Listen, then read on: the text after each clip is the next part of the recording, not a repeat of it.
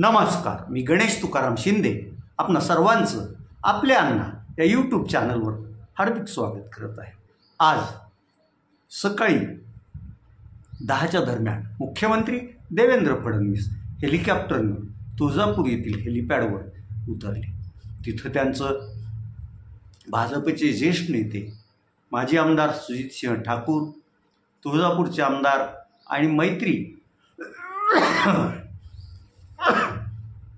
याचे उपाध्यक्ष राणा जगजितसिंह पाटील, रामदास कोळगे,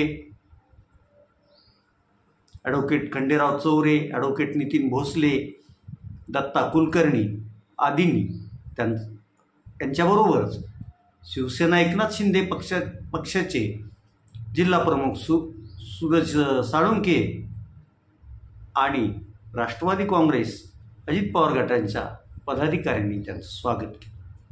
त्यानंतर मुख्यमंत्री तेथून थेट तुळजाभवानी मंदिरात गेले। तेथे त्यांनी विधिवत देवीची पूजा केली। पुजाऱ्यांनी त्यांना त्यांच्या विविध मागण्या आणि अडचणी सांगितल्या आणि मग तेथून त्यांनी तेथे सर्व अधिकारी आणि जे तुळजापूर विकास आराखड्याची समिती आहे त्या समितीची बैठकही घेतली। या बैठकीत आराखड्याला तत्वतः मान्यता, त्या बैठकीत त्यांनी तुळजापूर विकास आराखड्याला तत्वतः मान्यता देत मंदिराच्या गाभाऱ्याचंही दुरुस्ती आणि संवर्धनाचं काम होईल असं सांगितलं। मंत्र्यांचा आज महायुतीकडून तुळजापूर येथे भव्य असा सत्कारही करण्यात आला। आज मुख्यमंत्र्याचा आजचा दिवस हा देवदर्शनासाठीचाच होता असं दिसते, कारण सकाळी ते तुळजापूरला आले, तुळजापूरला येथे तुळजाभवानीचं दर्शन घेतलं, त्यानंतर त्यांनी पंढरपूर गाठलं आणि पंढरपूरमध्ये विठ्ठल रुक्मिणीचं दर्शन घेतलं। तिथं थोडा काळ थांबल्यानंतर ते थेट नीरा नरसिंहपूर येथे दर्शनासाठी गेले आणि मग तिथे दर्शन आटपून ते परत मुंबईत जाऊन मुंबईहून ते संध्याकाळी उशिरा उद्या पंतप्रधान नागपूरला येणार असल्यामुळे नागपूरला पोहोचतील असं दिसतंय। आज तुळजापूर येथील त्यांच्या भेटीत लोकांचं ते कर्जमाफी जाहीर करतील, जिल्ह्यासाठी वेगळं काहीतरी अशी घोषणा करतील आणि तुळजापूर ड्रग प्रकरणात काहीतरी ठोस भूमिका जाहीर करतील अशी अपेक्षा होती। मात्र तसं काही घडलं नाही। तिकडं राज्याचे अर्थमंत्री आणि उपमुख्यमंत्री असलेले अजित पवार यांनी राज्याची आर्थिक स्थिती 2-3 वर्ष नाजूकच असणार आहे, त्यामुळं कर्जमाफी देणं शक्य नाही असं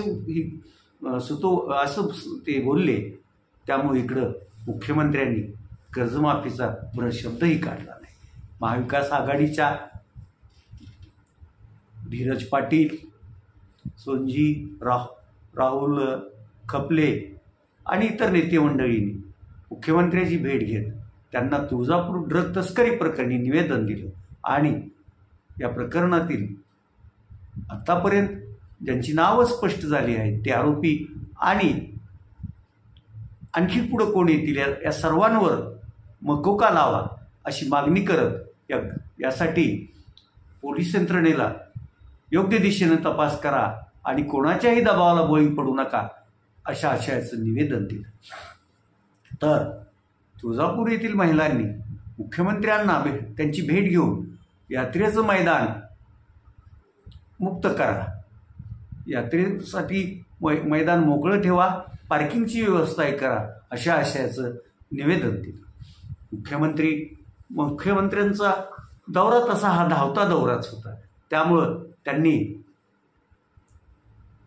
दिखाव्यासाठी तुळजापूर विकास आराखडा बैठक घेतली आणि ते पुढे रवाना झाले। त्यांचा दौरा जिल्ह्याच्या दृष्टीनं अपेक्षित असा लाभदायी ठरणार नाही हेही तेवढंच खरं।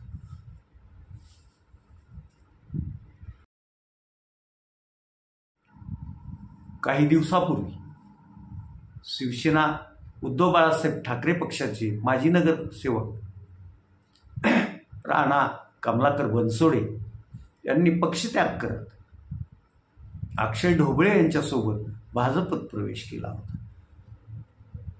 तिथं त्यांना भाजप नेतृत्वानं जी काही आश्वासनं दिली होती, जो काही शब्द दिला होता, तो ते शब्द पाळत नाहीत असं दिसताच आज राणा कमलाकर बनसोडे यांनी परत घरवापसी केली आहे. म्हणजे भाजपचा त्याग करून त्यांनी परत शिवसेना उद्धव बाळासाहेब ठाकरे पक्षात प्रवेश केला आहे. त्यांच्या आजच्या प्रवेशाला खासदार ओमप्रकाश भूपालसिंह उर्फ पवनराजे निंबाळकर, आमदार कैलास घाडगे पाटील, शिवसेना उद्धव बाळासाहेब ठाकरे पक्षाचे शहराध्यक्ष सोमनाथ गुरव, त्याचबरोबर पंकज पाटील आणि शिवसेना युवा सेनेचे शहर प्रमुख पण उपस्थित होते. आता ते इथंच राहतात की परत इकडून तिकडे कुठं दुसरीकडे प्रवेश करतात, हे आता इथं काळातच आपल्याला पाहावयास मिळणार आहे. आज तुर्तास एवढंच. आपण आपल्याला हे चॅनल सबस्क्राईब करा, लाईक करा आणि कमेंट्स पण नोंदवा. धन्यवाद.